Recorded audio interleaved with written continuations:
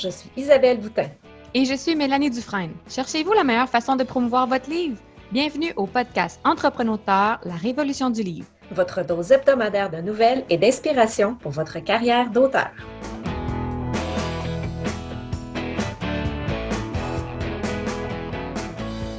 Bienvenue à l'épisode 6. Salut Isabelle, comment vas-tu en cette froide journée d'hiver sous les -20? Salut, Angèle!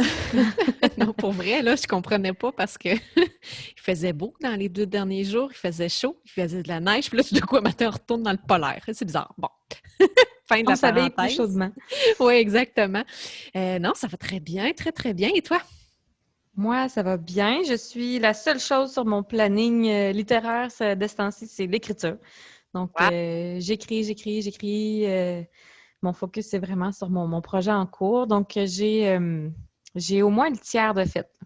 J'ai un 20 000 mots. Donc, la plupart de mes romans, mes premiers jets finissent à 50 000 mots. Là. Fait que je dirais que j'ai un gros tiers, voire 40 de fait. Fait que ça Et ça, avance bien. c'est ton le nouveau fun. projet de épique. C'est ça, de fantasy fantasy épique, de high fantasy. Fait que, As-tu un titre de travail? oui, en fait, ça va probablement être le titre final. C'est L'étincelle du matin. Oh! Donc, pour la trilogie, c'est ça, j'ai pris le matin, le soir, puis la nuit. Donc, pour comme une espèce de thématique. Puis là, chacun, c'est l'éclat, l'étincelle, la lueur ou des choses comme ça, là, pour faire référence parce qu'il y a des gros joyaux magiques, des pierres précieuses magiques.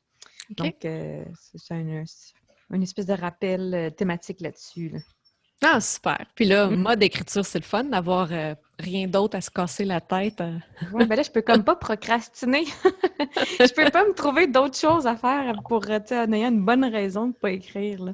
Donc, mais sinon, depuis le temps, mon processus est quand même assez rapide, là, mais mon plan est bien fait.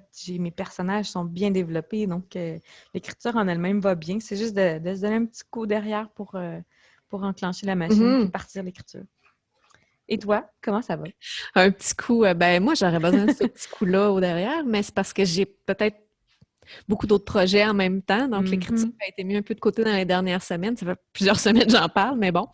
Et là, grosse semaine cette semaine parce qu'on a envoyé les contrats à tous nos auteurs qui ont été retenus pour le recueil du solstice d'été. Donc, c'est excitant, là, le choix final qui a été fait. Ben, en fait, le choix final, mais ça reste que les auteurs doivent accepter le contrat aussi. Donc, j'espère que personne ne va refuser le contrat parce que moi, j'aimerais que tous ceux qui ont été choisis fassent partie du recueil, mais on ne sait jamais. Donc, as-tu des plans B? J'aurais peut-être des trucs dans ma poche de derrière, comme on dit, mais peut-être aussi que je pourrais simplement réduire le nombre de nouvelles dans le recueil là, en cas de besoin. Là, on s'enligne pour avoir un gros recueil, fait que ça va être intéressant à lire. Mais c'est ça, fait que j'ai passé pas mal ma semaine là-dedans. Donc, pour avoir des annonces en exclusivité, il faut aller suivre la page Facebook des éditions Inusité avec un S. Exactement, et ça va... pour l'instant, il n'y aura pas trop d'annonces pour les prochaines semaines, mais par la suite, là, on va dévoiler petit à petit ce qui fera partie du recueil. C'est le fun. Ouais. Et là, en attendant, cette semaine, pour l'épisode du podcast, on a une auteure à vous présenter qui s'appelle Vicky Poulain et qui est l'auteur du livre La célèbre anonyme. Donc, je l'ai rencontrée, ça fait déjà plusieurs semaines de ça, mais c'était une très belle conversation et on a parlé de toutes sortes de choses que vous allez découvrir dans l'entrevue, finalement. On écoute ça!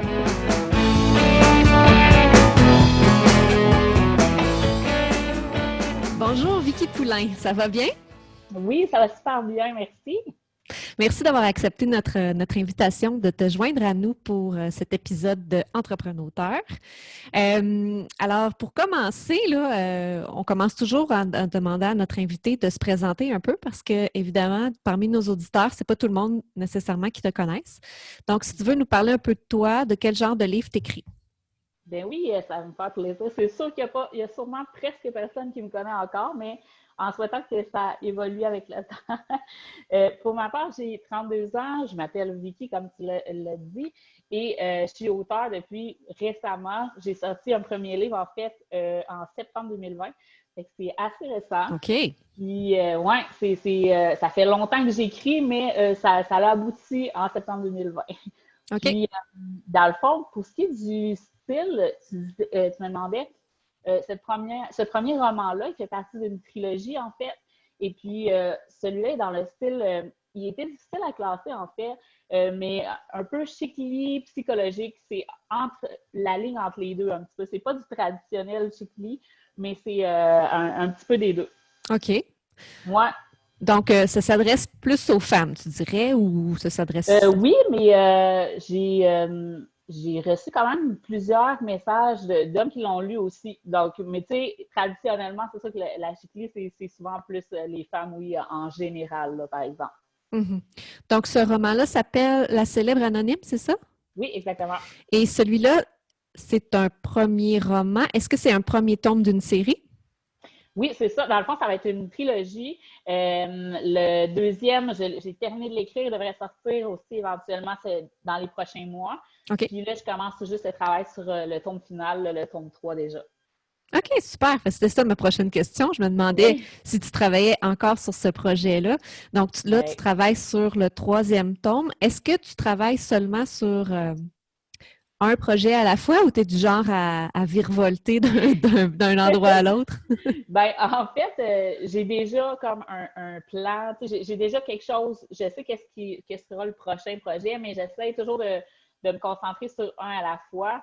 Premièrement, pour garder un bon rythme, tu sais, quand j'ai du temps à mettre, je le mets toujours dans le même, fait que ça avance Mhm. plus vite, je trouve comme ça.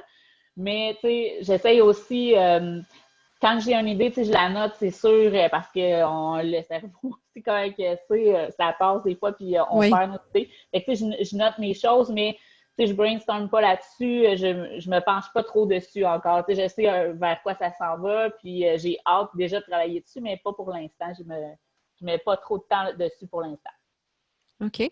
Puis justement, tu dis que des fois, tu as des idées qui pop, puis tu les notes. Oui. Est-ce que tu dirais que tu puisses ton inspiration dans le quotidien? Est-ce que ça vient d'inspiration de d'autres auteurs que tu lis, par exemple, ou encore, je sais pas, n'importe quoi d'autre, de tes rêves? Où tu Ouais, trouves tes idées? c'est très, très varié. En fait, des fois, ça peut être une chanson qui m'influence quelque chose ou ça peut être vraiment n'importe quoi. Ben, souvent, sûrement que je dirais dans la vie de tous les jours. Mais, tu sais, c'est ça. Ça peut être un, un film que je regarde qui me fait penser à autre chose. Puis là, ça m'inspire une idée ou la musique m'inspire beaucoup aussi. Les livres que je lis, c'est sûr, mais tu sais, la vie en général, un Mhm. peu de tout. Là, tu sais, je trouve que ça fait un beau mélange, justement, tout ça ensemble. OK. Super. Dis-moi, on en parlait hors d'onde Oui. dernièrement. Toi, tu as choisi de consacrer ton temps plein à l'écriture.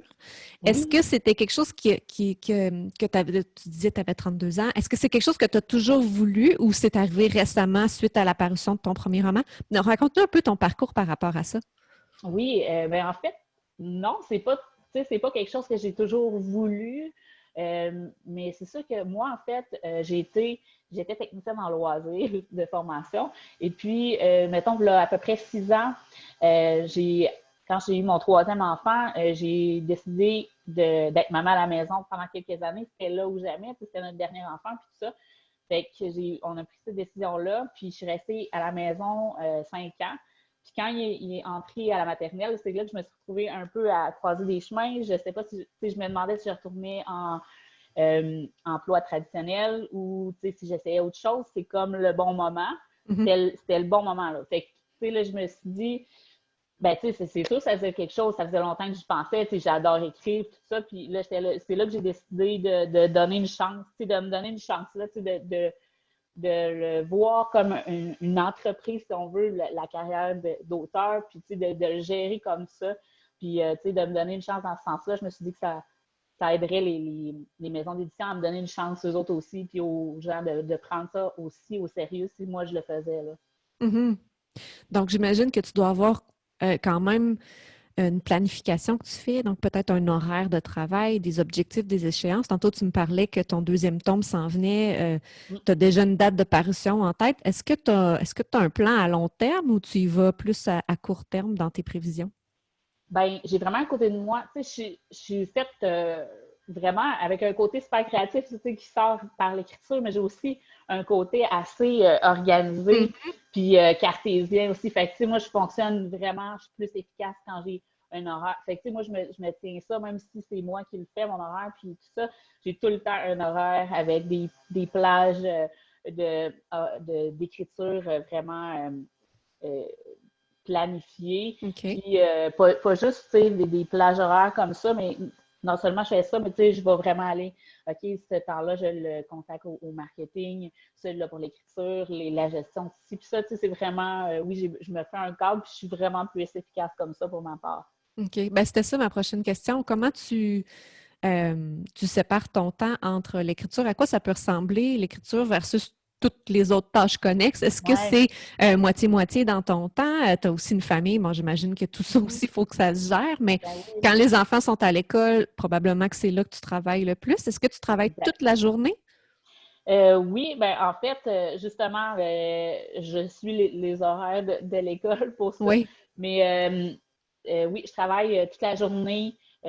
Aussitôt qu'ils partent à l'école, je m'installe, puis je commence. Mais tu sais, euh, je fais pas que écrire toute la journée, mettons. Là, Mhm. tu sais, c'est sûr que justement, je vais planifier mes affaires, puis tu sais, je m'occupe de la maison en même temps. Fait qu'à travailler de la maison, c'est merveilleux de pouvoir coordonner ça ensemble. Mais oui, effectivement, j'ai un horaire comme ça.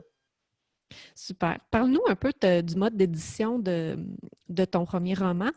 Euh, Pourquoi tu as choisi ce mode d'édition-là et est-ce que tu peux nous en parler un peu plus? C'est quoi les avantages, les inconvénients, etc.? Ben oui, en fait, quand j'ai terminé d'écrire l'an passé, ben en fait, là, je dis l'an passé, je suis comme pas habituée encore qu'on est rendu en 2021. À la fin 2019, j'ai OK. terminé d'écrire le tome 1.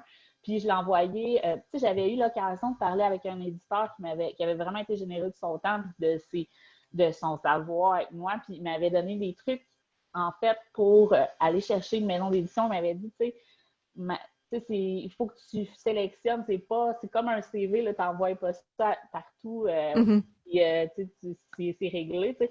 Fait que j'ai vraiment fait des recherches. Quand j'ai été rendue là, j'ai sorti toutes les maisons d'édition, j'ai fait des recherches sur chacune pour voir lesquelles qui me rejoignaient vraiment. Puis en tout cas, c'est que j'ai fait une sélection. Puis au début, j'envoyais que à des maisons traditionnelles. Euh, mais tu sais, j'en ai envoyé vraiment à petit. J'en ai envoyé 5 de la fois. Et OK. j'étais là, je me disais une fois par mois, j'en ai envoyé 5. Puis comme ça, ceux qui vont l'avoir en main en premier, ce sera vraiment ceux que je désire qu'ils l'aient en main en premier. Mhm. Finalement, le mode que j'ai choisi, c'est pas une maison traditionnelle, c'est une maison en partenariat qui est les éditions de l'Apothéose pour ma part. Oui. Puis je connaissais pas tant ce fonctionnement-là. Puis j'ai discuté avec un auteur mon frère a sorti un livre. Ça a été tout un addon de vie, mais en même temps que moi. OK, c'est Puis, bon. lui, il s'est dirigé vers ça. Puis c'est lui qui m'a fait découvrir ça. Je connaissais pas bien ça. Je pensais qu'il y avait juste l'auto-édition ou l'édition traditionnelle, mais c'est vraiment un entre-deux avec eux. C'est-à-dire que, dans le fond, je fais partie de tout le processus décisionnel. Ça, c'est quelque chose qui était super important pour moi, que j'ai découvert que c'était important pour moi, Mhm. en fait. Et puis, c'est ça, les coûts sont partagés. C'est sûr que, dans le fond, ça, c'est comme des quoi de tabou. Des fois, on entend, s'il faut que tu payes quoi que ce soit, touche pas à ça. Tu sais, moi, j'avais souvent entendu dire Oui, ça. effectivement, c'est Fait ce que, qu'on tu sais, entend. ouais, fait que, tu sais, j'ai été vraiment faire des recherches là-dessus pour m'assurer, puis finalement, je regrette aucunement. Là, tu sais, je suis vraiment tombée sur une maison, c'est vraiment des personnes en or, là-dedans, elles sont super fines, puis c'était avantageux, tu sais, je voyais les avantages que je pouvais en tirer, puis finalement, c'est vraiment comme je l'avais prévu, j'aime ça. Tu sais, on parlait des inconvénients. Mhm. Ben, c'est sûr que pour quelqu'un qui ne veut pas investir de temps justement dans le marketing, que c'est quelque chose qu'il ne veut vraiment pas faire, tout ça, ben, c'est sûr que eux, ils ne font pas de marketing dans une maison comme ça. C'est toi qu'il faut qu'ils s'occupent de te faire ta promotion, tout ça. Mais quelqu'un qui ne s'intéresse pas du tout, c'est peut-être pas avantageux ou c'est peut-être pas quelque chose qui va être idéal. Là. Mhm. Mais tu sais, pour quelqu'un qui veut s'impliquer beaucoup, ben moi, j'adore le concept là, pour ça. Donc, c'est en partage de coûts. Est-ce que c'est en partage de bénéfices aussi? Comment ça fonctionne à ce niveau-là? Oui, ben c'est super intéressant parce que en fait, on sait que, mettons, en maison traditionnelle, souvent, les auteurs vont aller chercher à peu près 10% Oui. des revenus.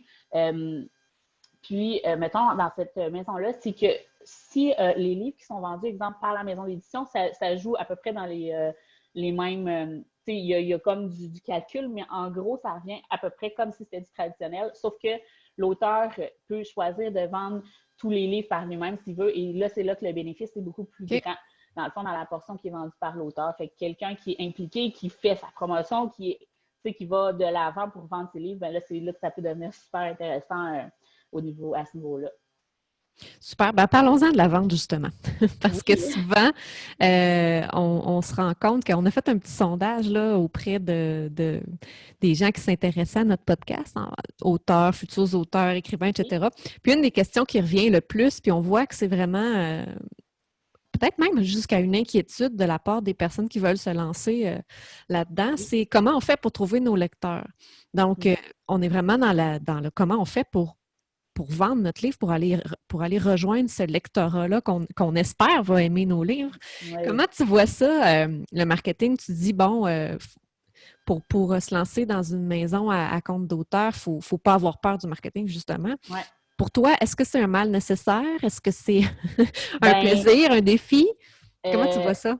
plus ça va, plus que j'aime ça, faire ça. OK? En fait, tu sais, j'ai comme découvert ça. Ben, tu sais, drôlement, c'est un des thèmes de mon premier livre, c'est le marketing. Puis, tu sais, c'est OK? drôle parce que quand j'ai commencé à écrire, c'était pas quelque chose dans lequel je connaissais grand-chose, puis tout ça. Tu sais, je me suis intéressée à ça justement quand j'ai vu que je m'en allais avoir à faire de la promotion moi-même. J'ai fait une formation l'an passé sur le marketing des réseaux sociaux, puis tout ça. Puis plus j'en découvrais, plus je trouve ça intéressant parce que je trouve que ça rejoint un petit peu, tu sais, quand tu es auteur, tu veux transmettre des émotions par l'écriture, puis tout ça. Mhm. Ben, tu sais, le marketing, c'est un peu ça aussi, c'est de transmettre le désir puis l'émotion aux gens, tu sais, aux gens que tu vas aller rejoindre. Fait que, je trouve qu'il y a quand même des parallèles entre les deux, puis je me suis découvert quelque chose que j'aime bien faire. Fait que, non, c'est pas un mal nécessaire pour moi. J'aime ça, jouer là-dedans aussi. C'est comme une autre formule, autre chose à faire qu'à écrire, puis que j'aime bien faire aussi.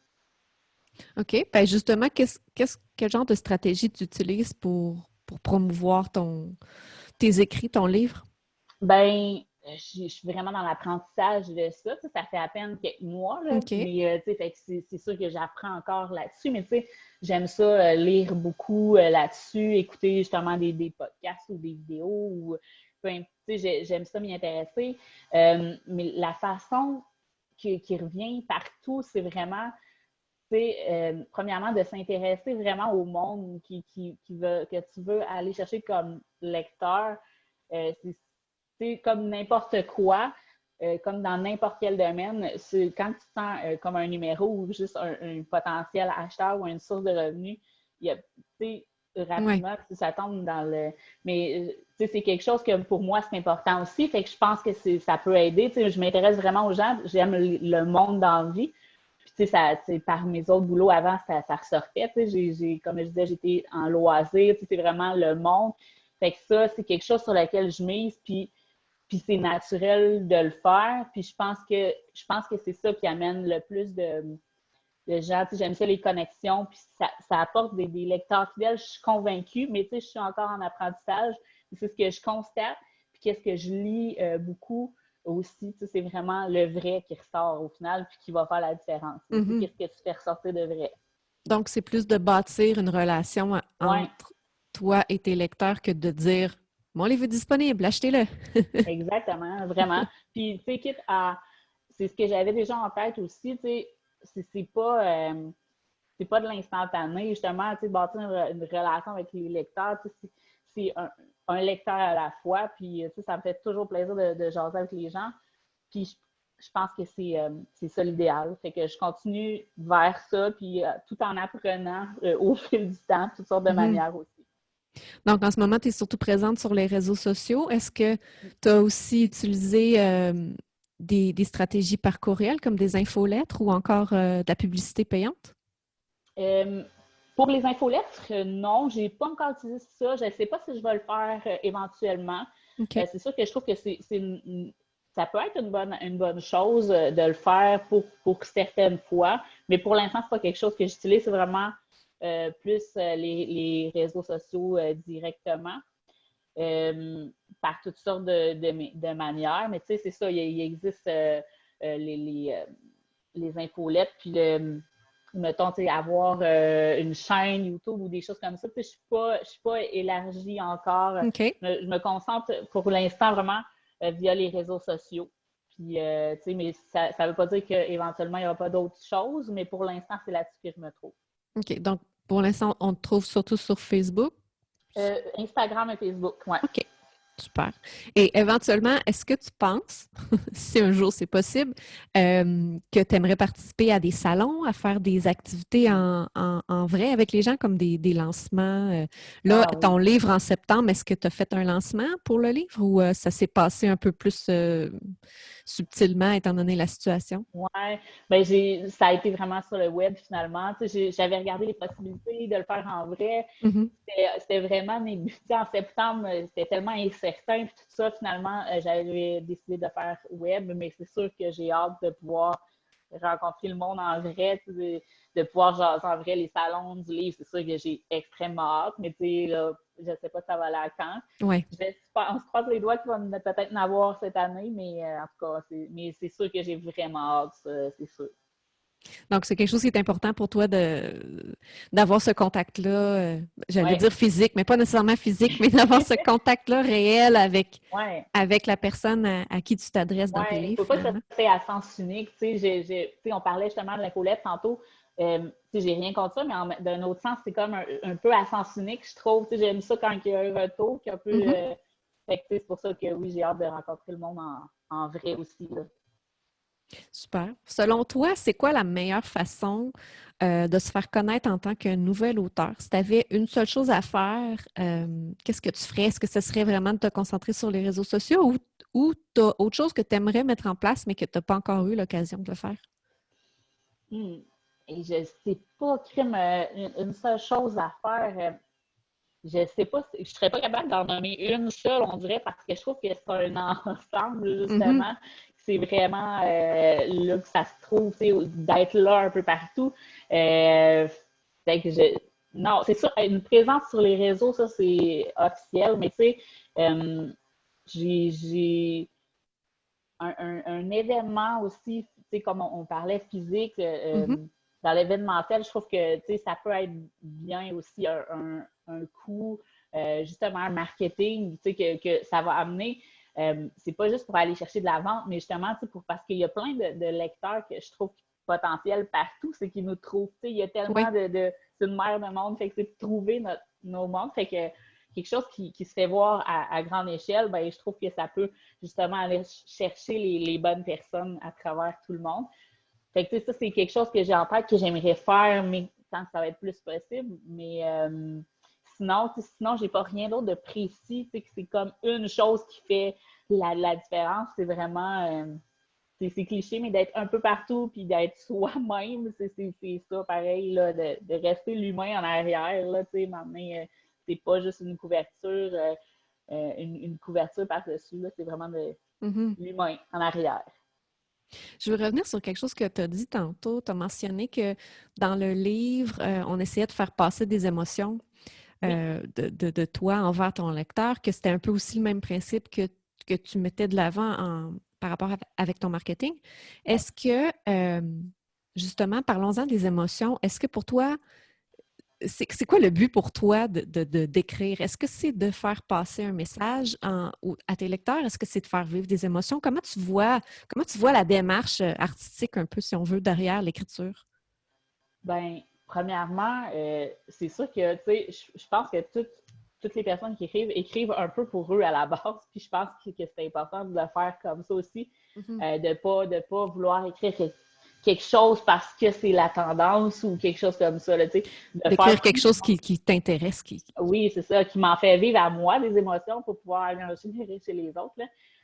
Mais oui, je trouve que moi, ce que j'aime d'un livre, c'est de pouvoir m'évader, puis de vivre des émotions, puis de dire, hey, je suis capable de lire quelque chose, puis ça me fait pleurer ou ça me fait rire. C'est puissant, pareil, là, juste avec la pensée. Fait que, ça, c'est quelque chose que j'aime ça. Je vais aller chercher dans mes écritures. Mais j'ai aussi, j'aime lire un livre ou quoi que ce soit qui m'apporte quelque chose. Des fois, ça peut être juste une petite réflexion, mais ça, c'est quelque chose que je trouve important, que ce ne soit pas un livre vide nécessairement. Même si c'est juste une petite affaire, pas nécessairement moralisateur, tout ça, là, juste.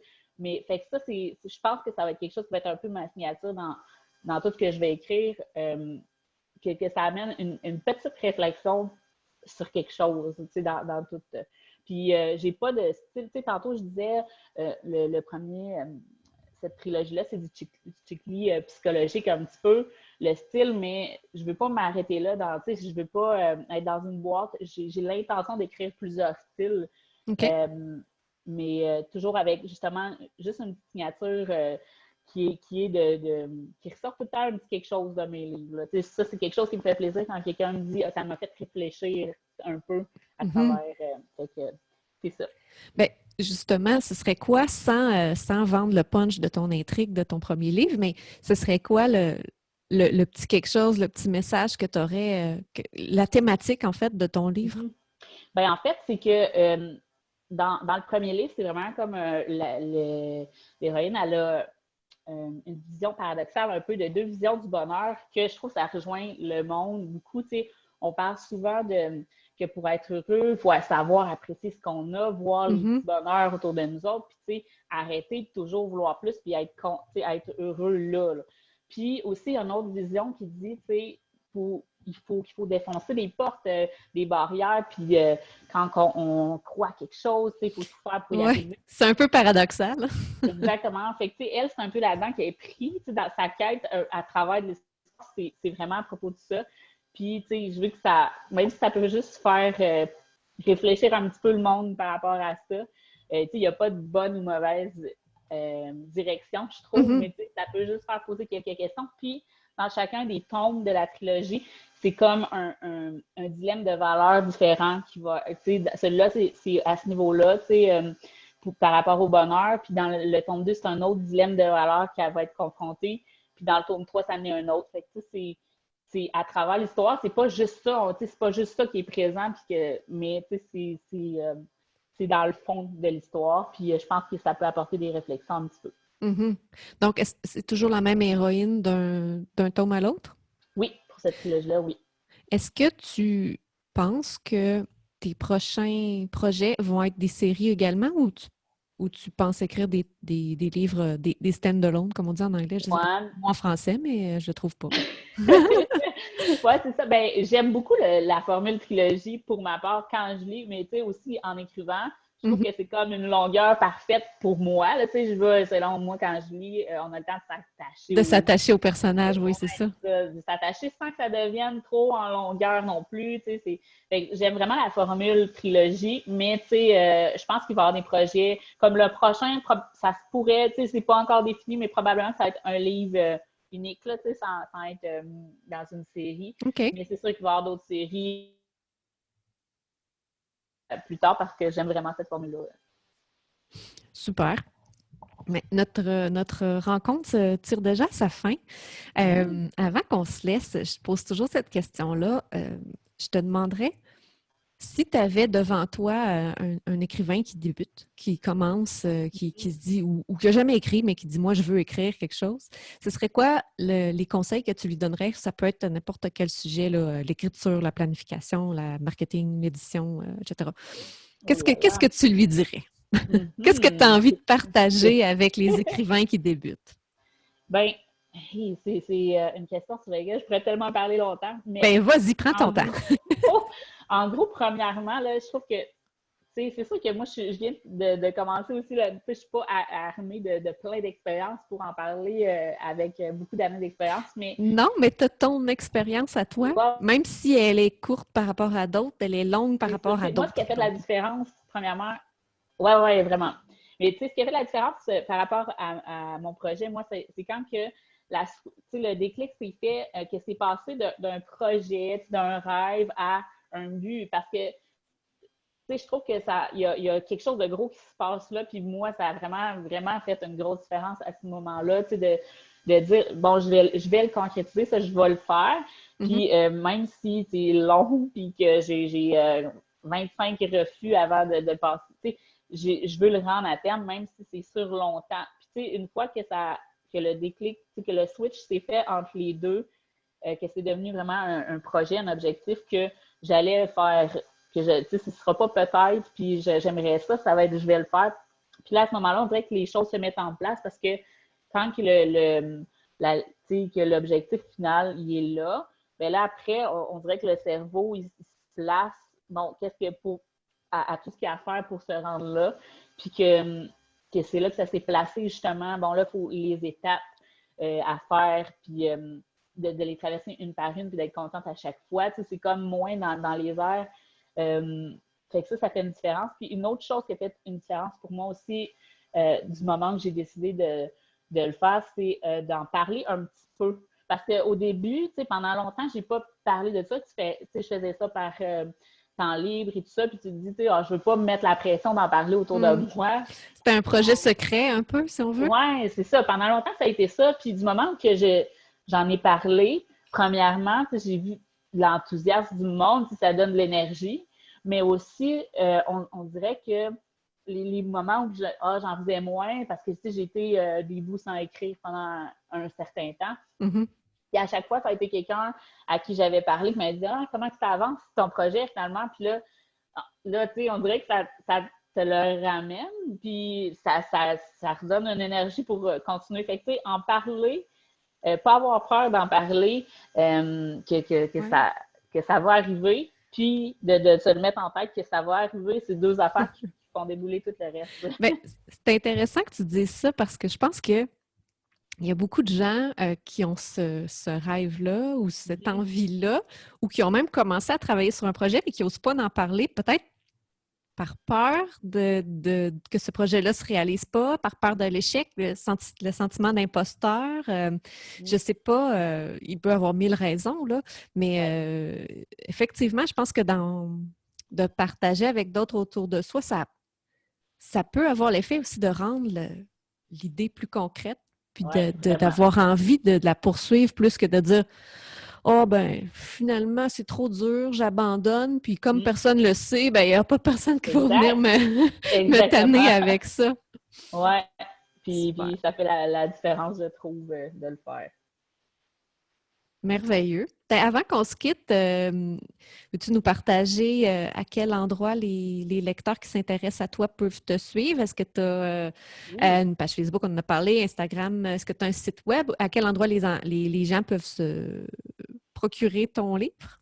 Oui, bien en fait, je suis présente sur les réseaux sociaux, sur Instagram, Vicky Poulain Auteur, et sur Facebook aussi également, Vicky Poulain Auteur. Pour ce qui est des livres, ils sont disponibles premièrement sur le site de la maison d'édition, les éditions de l'Apothéose, mais aussi sur les sites comme leslibraires.ca, que ça, c'est un merveilleux site pour encourager toutes les petites librairies indépendantes au Québec. Puis, c'est aussi disponible sur Archambault et renaudbré.ca. Puis aussi, ben, comme je parlais avec le format d'édition que j'ai, ben moi, je vends mes livres aussi via moi. Donc, c'est sûr que je promouvois aussi beaucoup ça via ma page Facebook. C'est possible de commander un livre via mon lien d'achat sécurisé. Puis à ce moment-là, ils sont tous dédicacés aussi. Donc, c'est un petit plus qui est ajouté de ce niveau-là. Puis, ça me fait toujours plaisir de préparer mes envois pour les gens puis d'en profiter pour écrire un petit mot dedans. Puis, ça fait une des places pour se le procurer aussi.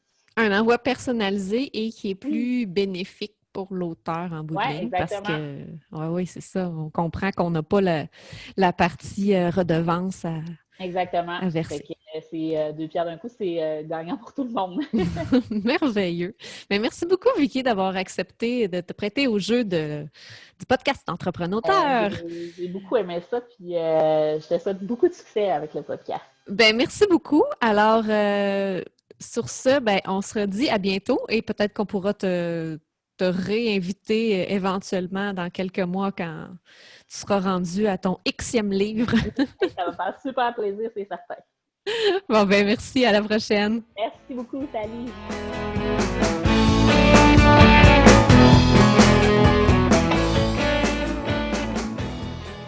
Merci pour cette belle entrevue. Un gros merci à Vicky Poulain d'avoir consacré un peu de son temps pour répondre à tes questions. Oui. C'était vraiment très intéressant.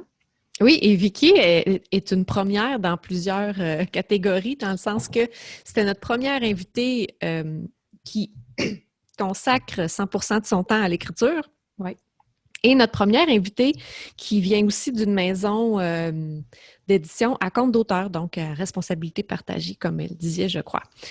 C'est intéressant de voir comment on peut en venir à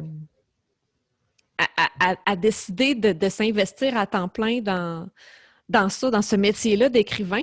Et ce que j'ai trouvé intéressant, c'est qu'elle mettait beaucoup d'accent sur comment créer une plus belle relation avec ses lecteurs.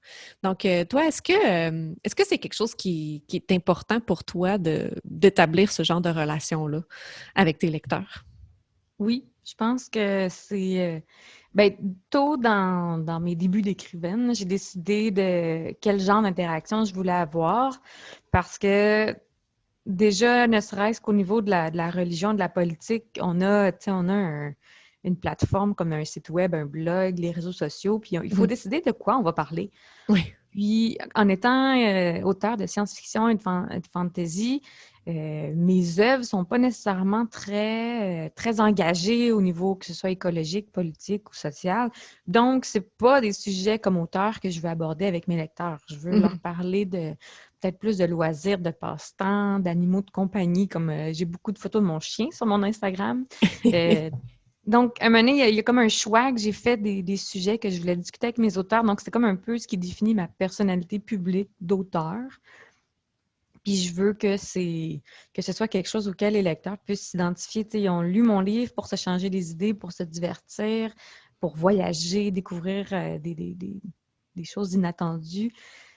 Puis, je veux que notre relation, que moi en tant qu'auteur, eux en tant que lecteur, que ce soit un peu une continuation de ça. Donc, qui lisent mes infolettes pour se divertir, pour avoir un brin d'humour ou qui me suivent sur les réseaux sociaux un peu pour ça. Là. Donc, je pense que c'est important de définir la relation qu'on veut avoir avec eux en partant.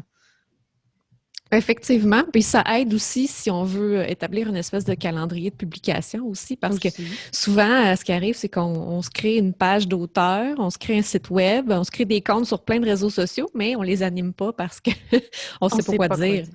Donc, moi, ça fait partie un peu de mon background aussi, le marketing web, et la base, c'est de se créer un calendrier.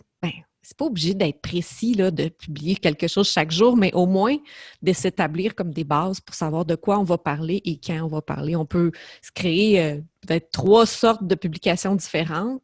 Une qui est plus, justement, poser des questions. Une qui pourrait être partager une anecdote de vie. Et puis l'autre qui pourrait être partager des extraits d'un livre, pardon. Puis là, on joue avec ces 3 publications-là. On sait qu'on peut en faire, mettons, ça dépend, 2 par semaine, donc on peut alterner tout ça. Ça peut être une bonne façon là, de se créer un peu de structure pour être capable de se retrouver dans tout ça, parce que la gaffe à ne pas faire, je pense, quand on a une page d'auteur, c'est juste de publier seulement pour dire « achetez mon livre ». Exact. Tout ça, c'est la mort assurée. Parce que personne n'est intéressé à regarder ça. Les gens qui sont sur votre page le savent que vous avez un livre à vendre, puis c'est pas nécessairement en leur rappelant à tout bout de champ qu'ils vont avoir plus envie de l'acheter. Non, puis c'est un réseau social, c'est pas un réseau commercial. Exactement. Le mot est dans l'intitulé. Puis je traite un peu mon infolette de la même façon, où est-ce que je veux gâter, tu sais, les lecteurs qui ont décidé de me suivre de façon plus assidue, je veux les gâter. Donc souvent, je vais leur envoyer des extraits en primeur ou des des fois des histoires courtes. Pour les gâter un peu. Oui, exactement. Pour dire, écoute, je comprends que tu achètes mes livres, tu me donnes ton argent, mais c'est pas juste ça entre nous. C'est pas juste une transaction. Tu sais, de donner de la valeur à la relation qu'on a avec les lecteurs. Puis, je pense qu'éventuellement, le mot se passe quand il y a des auteurs qui sont vraiment orientés vers leur lectorat. Si je pense à moi, mes auteurs favoris que je suis, là, il y en a que je suis juste pour avoir leur date de sortie.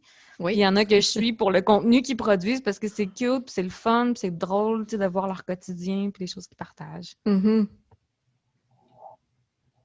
serais curieuse de savoir parmi nos auditeurs qui a une page ou des réseaux sociaux, disons, qui sont animés de façon régulière. Puis c'est quoi aussi le contenu que ces auteurs-là partagent à leur lectorat, à leur auditoire? Ben, et je me permets de faire une petite parenthèse ici, mais si vous avez envie de nous partager ce que vous vivez, vous pouvez le faire sur nos différentes plateformes en répondant à nos publications, justement, sur Facebook ou encore sur notre blog. On a un espace commentaire. Gênez-vous pas, on aime ça. On en reçoit là, presque à chaque semaine là, des commentaires. Oh, pas presque, on en reçoit à chaque semaine. Puis on aime ça vous lire, là, fait que continuez de le faire. Ça fait partie de la relation qu'on veut bâtir avec vous aussi, justement, tant qu'à parler de relations. Oui, bien, on pourrait se faire une bible des affaires et à ne pas faire. Donc, des bonnes pratiques. Les auditeurs pourraient contribuer parce que on pourrait l'annoncer. On a ouvert une section blog sur notre site web, donc entreprenauteur.com, où est-ce qu'on a rapatrié quelques articles que j'avais déjà écrits. Donc, on les a tous mis sur le même chapeau. Donc, des ressources que vous pouvez aller consulter. Puis, si vous, chers auditeurs, vous voulez participer, donc à fournir des sujets ou des astuces, bien, on pourra regrouper cela. Tout à fait. C'est une excellente idée. Donc, sur ces belles paroles, ben, on vous invite justement à laisser des commentaires après, à la suite de l'écoute de cet épisode-ci. Et on vous souhaite une belle semaine remplie d'écriture et on se revoit la semaine prochaine. À bientôt! Bye bye!